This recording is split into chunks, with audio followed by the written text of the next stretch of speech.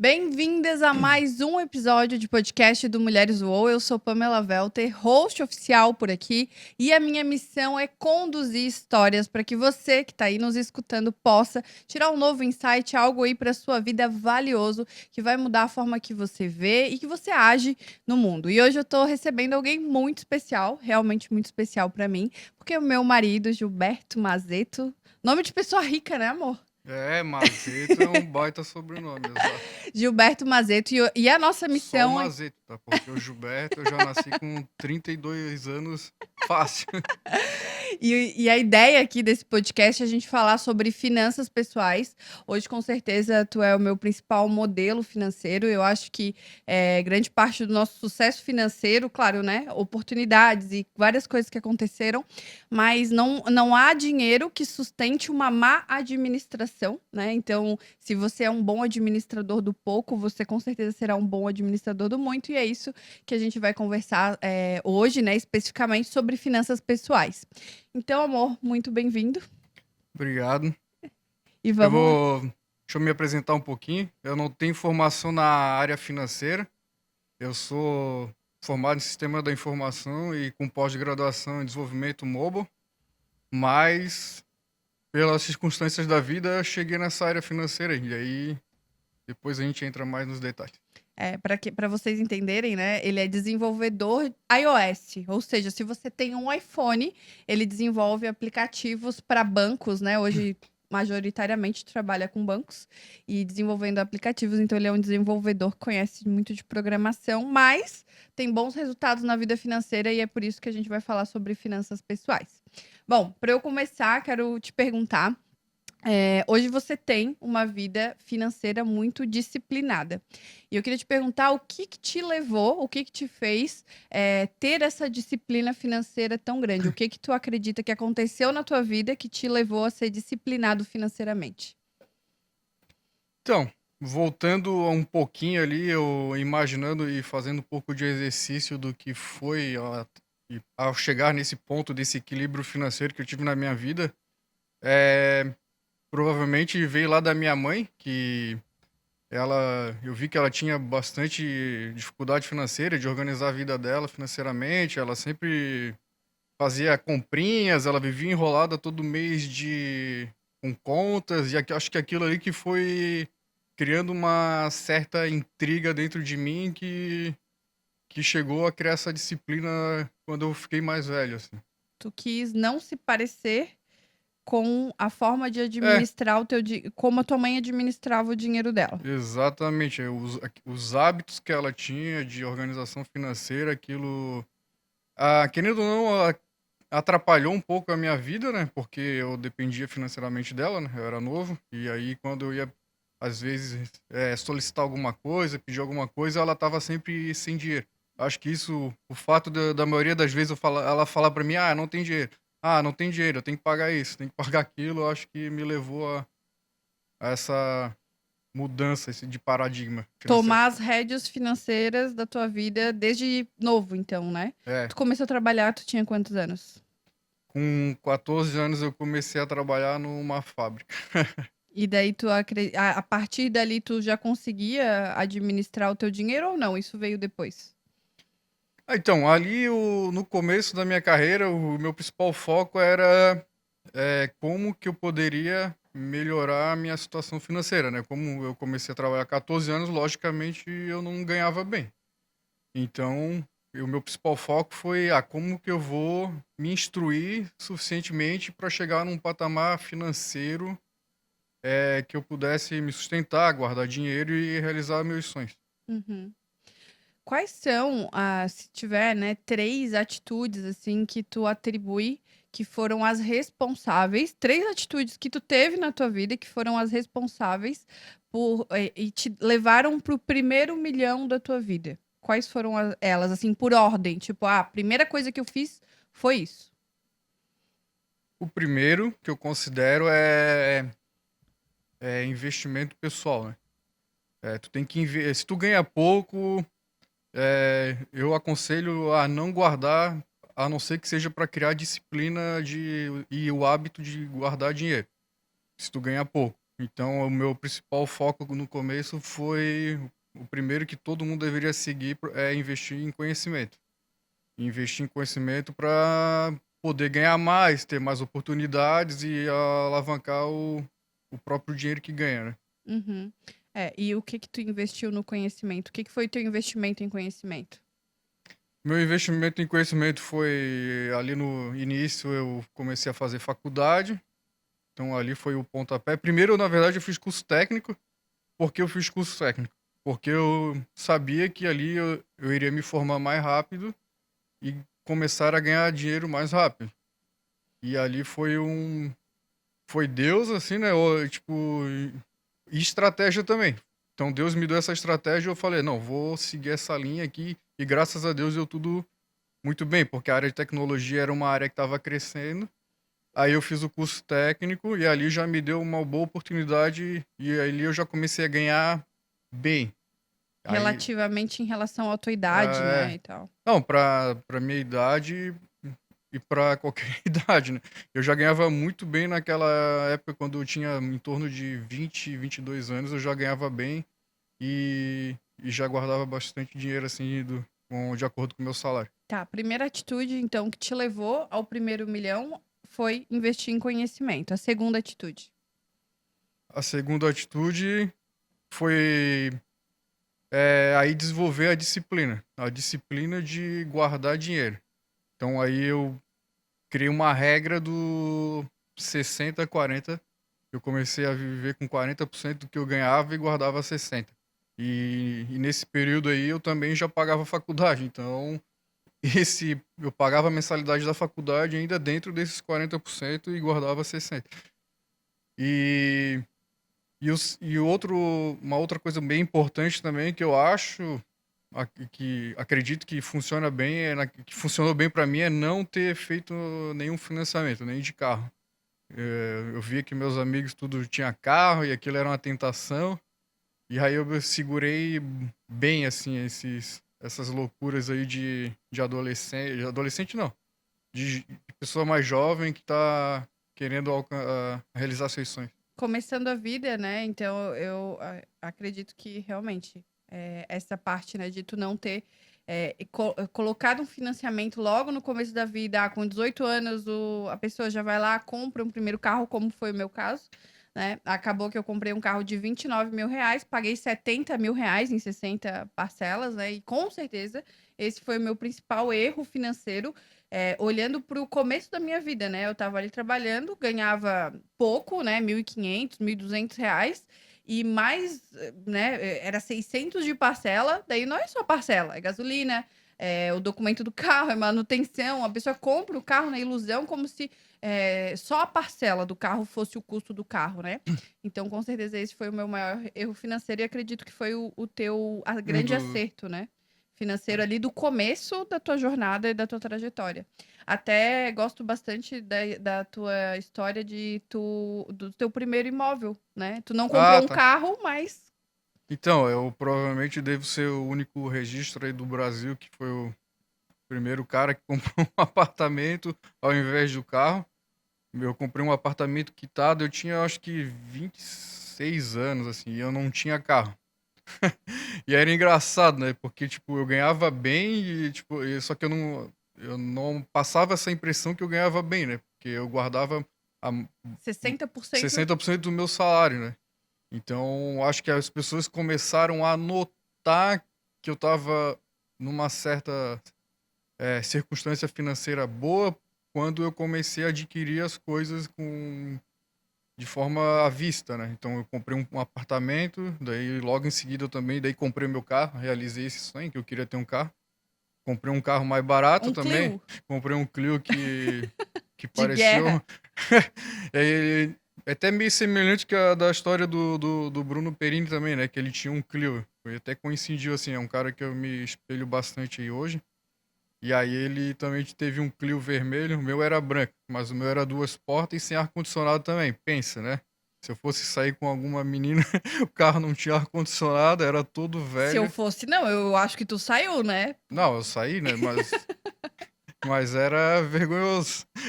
Somente se fosse pra uma praia, então. Mas essa é uma atitude importante, assim, não ligar porque as pessoas pensam ou falam sobre você. Porque muitas das nossas escolhas são influenciadas negativamente porque a gente está tentando se parecer antes de ser. E eu gosto muito de uma coisa que tu fala que eu quero ser rico e não parecer rico. Né? Tem muito homem hoje que parece que é rico, tá andando de BMW, de Audi, tem uma casona que parece que é dele, mas é alugada, e na realidade o cara é um quebrado financeiramente, mas ele parece ser rico, e eu acho que isso é uma atitude que eu vejo Sim. muito boa em você. Não, isso aí tu vai ver com muita frequência, porque, tipo, hoje todo mundo quer parecer ter, né? Então, tem muita gente aí que eu via também, que até quando eu tinha 25 anos ali, tipo, tinha um carrão, mas eu ganhava duas, às vezes três mais do que a pessoa e não tinha um carro. Mas é questão de objetivo, né? É aonde que tu quer chegar. E aí é uma corrida de longo prazo, né? É uma É. maratona. E as pessoas querem a corrida de curto prazo. Hoje o mundo tá assim, infelizmente. E, e graças a Deus eu acertei nas minhas escolhas, fui assertivo. E eu, como eu sou cristão, sempre, né? Acho não, foi Deus que me direcionou, graças às minhas orações e também todo o apoio da minha igreja e de amigos da igreja que me deram muita força e foi aonde que eu cheguei. Tu acredita que tu conseguiu modelar alguém, algum homem, alguma pessoa que foi financeiramente um espelho pra ti lá naquela início? Porque tua mãe não foi, né? Foi o contrário. Não teve ninguém assim que eu olhei de exemplo financeiro, não teve. Isso aí foi algo que eu tive. E com 18 anos eu já peguei, botei na mente que eu queria 1 milhão investido, só que eu estimava chegar a isso em torno dos 50 anos, porque, né, eu fiz baseado na realidade que eu ganhava. E eu falei, não, vou chegar no meu primeiro milhão investido, mas lá com 50 anos. E acabou que eu fui trabalhando bastante, muito duro e bati essa meta e acho que de 32 para 33 anos, assim. E aí eu vi assim, pô, aí eu comemorei essa vitória. Tá. E hoje, com 38 anos, qual que é a tua atitude em relação ao dinheiro que é positiva, que te ajuda a multiplicar o teu patrimônio? Então, para multiplicar patrimônio é empresariar, é que nem tu faz. Isso aí daí, te elogiando também, isso é um ponto que eu me espelho muito em você. Então, hoje eu já tenho iniciativas para empresariar, para multiplicar o dinheiro mais rápido. Mas também tem a parte dos investimentos, onde tu consegue multiplicando aos poucos, né? Principalmente com esses juros compostos no Brasil, essa taxa Selic que nós temos aí, né? Uhum. Eu consigo identificar várias coisas, né? Antes o meu modelo financeiro era da minha mãe, era um modelo que era o que eu tinha como padrão. Não que era certo, que era errado, eu nem percebia, mas era o modelo. Eu comecei a mudar minha mentalidade com um livro. Então, quando eu te conheci, eu já empreendia, né? Há um ano, mais de um ano, eu já estava com a crise, enfim. Mas eu acho que quando tu chegou na minha vida financeira, a questão de ter cuidado com o dinheiro, né? Ver quanto tu ganhava mais do que eu, e mesmo assim tu demorava para gastar mais o dinheiro, né? Eu dizia sim para as compras mais facilmente e tu pensava mais. Então, isso foi me influenciando e necessariamente me obrigando a fazer melhores escolhas, né? Quando a gente pensa mais na compra antes de fazer. Tem um assunto que é legal também, acho que não é para agora, mas é a psicologia financeira, né? Que é um assunto que dá para entrar e abordar bastante, que é o porquê a gente faz essas compras compulsivas, toma essas decisões erradas e nos levam às vezes, num endividamento gigante e a gente poderia, num próximo capítulo aí, falar sobre isso. Em relação ao casal, né? A gente chegou na vida um do outro. Eu tinha 29 anos, tu tinha quanto? 29, 32. eu acho. 32, 33 Não, anos. Claro, tu é de não, era. 87, Eu não eu sou de lembro. 90, então 32 anos, 32 trinta e anos. dois. E a gente chegou cada um já com as suas escolhas feitas, né? Cada um ganhando o seu dinheiro. As pessoas acham que as minhas empresas é por causa dele, mas não, a gente Não tem tem empresas. nada a ver, mas tem também. A gente tem empresas bem diferentes, né? Ele é desenvolvedor e trabalha para 3 empresas e eu tenho outras empresas. Eu queria te perguntar qual que é a tua opinião sobre as finanças do casal, como que elas devem ser administradas? Ah, vamos começar agora com as polêmicas. Eu vivo numa comunidade cristã, então as pessoas, né, vão sempre falar, não, tem uma vida financeira, né, juntos, tipo, conta, Conta conta corrente. corrente junta. Eu discordo completamente dessa mentalidade, porque um casal, cada um precisa puxar o outro pra cima, né? E se tu pega e junta o dinheiro, logicamente quem ganha mais às vezes vai sofrer um pouco mais, porque principalmente se uma parte do relacionamento não trabalha ou ganha menos. Então, como é que tu vai incentivar a pessoa a se ganhar mais, sendo que ela tá tendo todo um suporte financeiro da outra pessoa? Mas isso depende muito, tá? Assim, é polêmico, mas depende muito. Esse caso que eu tô me referindo é muito mais se as duas pessoas ganham bem, então é melhor fazer Tá uma gestão falando do nosso financeira. caso. O nosso caso, exatamente.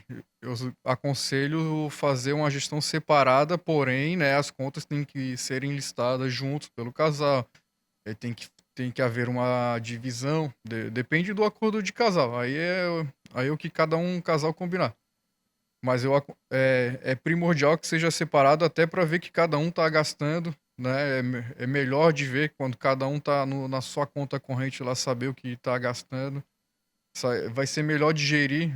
Daí isso aí vocês vão conseguir descobrir quem é que tá sendo peso às vezes no consumo de alimentação, tipo um iFood, quem que tá gastando mais ao sair na rua no dia a dia. Então aí fica melhor de descobrir o que precisa melhorar pontualmente. É isso, acho que a opinião em relação a finanças tem que ser um acordo entre o casal e definir ali o que que é melhor para aquelas pessoas. E o importante é manter a saúde financeira para a família, né? Quantas separações são causadas por conta dessa questão financeira, né? É um peso muito grande. Quando isso não está alinhado, não é que a gente casa por conta do dinheiro, né? Mas esse problema financeiro, tenho certeza que leva muitas pessoas à separação. E tu, que tu diria? Conta Eu, pre- eu, junta ou eu separada? acho que pode ser junto. Nós discordamos totalmente nesse ponto. Não, tava tudo indo fluindo, galera. Agora a gente vai pro debate. Eu acho que pode ser junto e eu acredito que é um patrimônio só, uma vida só, mas é isso. Não, é, eu entendo o posicionamento, né? Principalmente quando a pessoa vem de um estado familiar onde a mãe não era uma boa administradora, então pode parecer que até inconscientemente que todas as mulheres são más administradoras. Então existe um medo ali, né, daquela pessoa que está investindo dinheiro, daí de fazer o patrimônio junto. Mas eu acredito, e mulheres da minha comunidade acreditam nisso, que o patrimônio pode ser sim junto e ser administrado e crescer e multiplicar de forma junta, né? Mas isso tem que ser um acordo entre o casal, não dá para impor, né, isso pro outro. Não, pode ser dessa forma sim, dependendo de como o casal, né, decidir como vai ser. Mas ó, eu acredito que fica pior de você enxergarem os problemas reais. Porque É, pode ser. todo casal vai ter um que gasta mais, um que é menos disciplinado, outro que é mais. Então, dessa forma, ajuda muito a tu enxergar.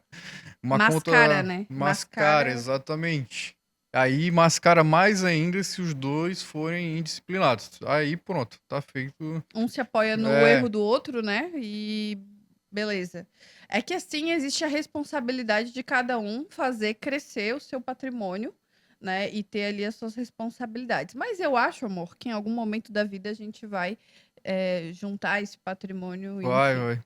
Com certeza. Tipo, a gente tá caminhando pra isso, né? Eu acho que aos poucos a gente tá conseguindo se adequar pra gente ter uma vida financeira junta, mas aí a gente precisa se equilibrando aos poucos E os eu vou ser a gastos. parte que gasta mais, aceita que dói menos. Glória a Mas Deus. assim, ó, que gasta mais, mas eu vou ganhar bem o suficiente Pra pra, não, pra pra eu ninguém não, pra eu reclamar. não me incomodar com teus Tipo, gastos. exatamente. Então, relaxa que a gente tá nesse caminho. Para finalizar o podcast de hoje, eu queria te perguntar qual que eu acabei de fazer um evento aqui com as mulheres falando sobre finanças pessoais. Inclusive, falei dessa minha trajetória, né? De como as dívidas, os juros invisíveis, tudo isso vai levando as mulheres a administrar muito mal o dinheiro. E uma das coisas que as mulheres não têm o hábito de falar sobre dinheiro, sobre administrar, sobre dívida, olhar para o negócio, sabe? É mais fácil ela não olhar para a dívida dela, é mais fácil ela não olhar para quanto ela está guardando, do que ela encarar o problema, a realidade financeira dela e resolver. Eu gostaria de te perguntar qual que é a tua visão em relação à nossa geração, que tem 30, 40 anos. Qual é o principal erro financeiro dessa geração, no teu ponto de vista? Do meu ponto de vista, o primeiro é o parecer ter também. É exato, todo mundo erra nesse ponto. Vamos adquirir um carro. Ah, e já vão direto para um carro de 250 mil reais. Aí tu vai ver a renda média da família é 10 mil reais. Porque cabe a parcela, né? Daí tu vai analisar lá a parcela da em torno aí de, sei lá, vamos dar um exemplo de 4 mil reais. Então, tu já afogou metade, quase metade do teu orçamento familiar. E aí começa, e isso aí é só dos pequenos problemas. Aí vai para outros, né? Tipo, daí vai comprar um apartamento, é o mesmo caso. Eu posso ter um apartamento de 300, 400 mil reais, mas vai lá e financia um de 800. E aí, e vai afogando o orçamento familiar e quando tu vê, não consegue fazer mais nada. E aqui eu cheguei no finalzinho, teve uma moça ali que deu um exemplo da vida dela ali, né? De empréstimo consignado. Então é um caso que exatamente como esse, de tu se enrolar financeiramente com as prestações que tu tem, daí tu tá vivendo num padrão de vida que tu não é a tua realidade de fato, e aí tu começa a pegar empréstimo. E também tem gente que ganha muito bem e consegue se enrolar financeiramente. Isso aí é um caso também a ser debatido, que é bem interessante. O próximo episódio a gente poderia, inclusive, trazer é, casos reais. Se abrir a caixinha ali no Mulheres UOL, ou já, né? A gente já vai fazer a vertical dos homens UOL também. Vai abrir a startup. E aí trazer casos reais de algumas mulheres que queiram compartilhar. Uhum. Que fica melhor de a gente falar sobre o erro financeiro de cada pessoa ali, um caso concreto, né? Uma das coisas que foi falado hoje, que eu acho que faz bastante sentido com o que a gente falou, se você for uma péssima administradora do pouco, você será uma péssima administradora do muito. As pessoas acham que quando elas ganharem bem, elas vão ser boas administradoras, mas essa habilidade de administrar recursos, ela independe da quantidade que você ganha. Você pode não conseguir investir, você pode conseguir não fazer, mas se você é um bom administrador de pouco recurso, você vai ser um bom administrador de um grande recurso, né? Então, a ideia é olhar para o que você faz com o seu dinheiro, independente em que estágio, né? De quanto dinheiro você ganha. E tu já vai dar o spoiler aí da empresa de consultoria financeira que a gente tá abrindo A pra gente tua vai, comunidade. a gente vai chegar no A gente já consenso. vai fazer o pitch hoje. Faz o pitch. Eu nem pensei. Viu? Mas eu acho que uma das coisas, né, falando dos erros da nossa geração, e uma das coisas que a nossa geração erra e que a gente acerta. Claro, né? A gente tem vários erros, mas nisso a gente acerta viver um degrau abaixo do padrão de vida que a gente poderia viver. Hoje, em relação à renda que a gente tem, a gente poderia viajar mais, Muito. ter um carro melhor do que o carro que a Muito. gente tem, ter uma casa talvez mais, né? Poderia. Então a gente poderia, pensando na quantidade de reserva financeira, na quantidade que a gente ganha por mês, ter mais aquisições, mas a gente É, escolheu viver um quem, degrau abaixo, né? quem nos conhece, tipo, sabe das nossas condições ali, né? Quem convive mais ali no nosso ciclo de amizade, pô, então, a gente vive hoje provavelmente uns 3, 4 degraus abaixo do que a gente poderia, né? Isso aí é a maturidade financeira ainda. Mesmo eu subindo meu patamar financeiro, eu não deixei, eu fui escalando aos poucos. Então hoje eu posso viver melhor, gastando mais, mas sem perder toda essa consciência financeira. Guardando dinheiro da mesma forma, tendo. ah, é, hoje eu posso viver uma vida melhor, a gente sai com frequência, sem preocupação de não ter dinheiro. Então isso é gratificante, né? Tu poder não ter esse problema de sair com teus filhos, por exemplo, e de dizer assim, ah, não posso comprar isso aqui pra ti porque eu não tenho dinheiro. E isso é graças a um trabalho de longo prazo, né? Então, é um trabalho que vem de pequenos passos até tu atingir a maturidade. A gente trabalha desde os 14 anos, então eu também comecei a trabalhar com 14. Quer dizer, comecei a trabalhar antes, mas daí era com meu pai, né? 14 de carteira assinada.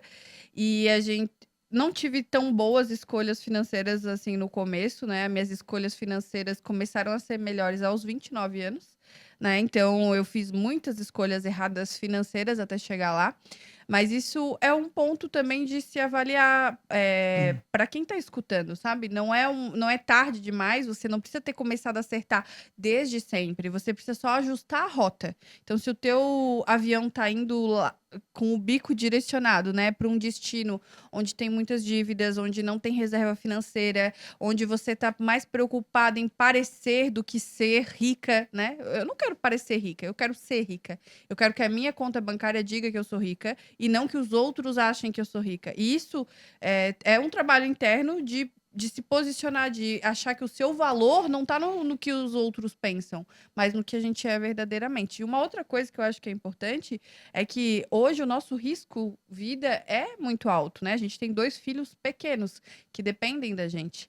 Então, daqui a pouco, quando eles tiverem mais independência, a gente também vai poder ousar mais com o nosso dinheiro, porque a gente vai ter menos custo financeiro, uma vida mais enxuta, né? Então, tudo depende do teu momento de vida. Agora não dá para fazer, ou não é que não dá, a gente escolhe não fazer tantas peripécias aí, viagens e tal, mas em algum momento isso pode ser uma realidade mais na nossa vida, Eu né? acho que a questão da viagem não é a questão financeira hoje, né? É a questão de tempo e os filhos, né?